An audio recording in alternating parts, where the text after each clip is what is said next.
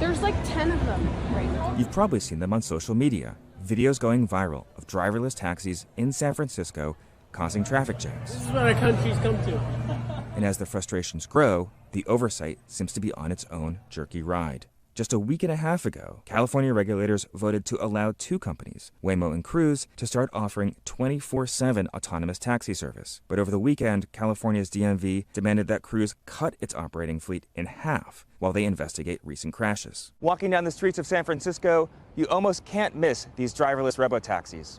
And even though the city by the Bay is a famously tolerant place, these newcomers are getting a pretty wide range of reactions. I think the technology is amazing. It feels like we're living with the Jetsons. I think it's not safe, despite them saying it is safe. I think it's going just one step too far. Look at this.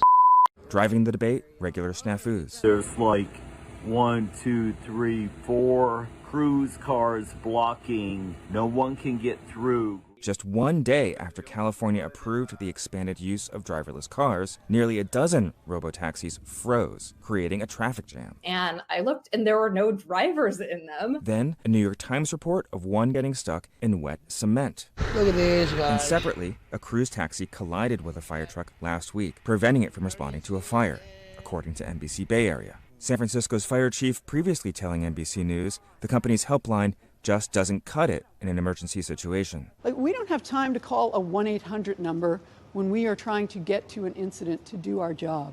It's impacting public safety, and my concern is that it's going to have dire consequences at some point.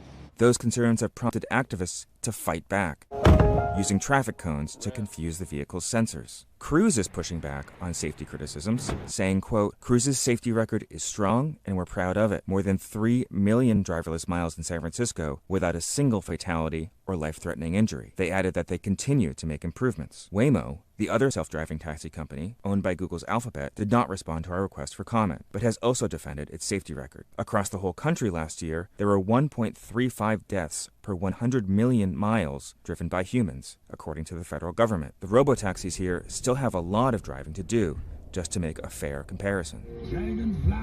I've been in several myself as a resident of the area. The rides got me from point A to point B every time and were relatively uneventful, which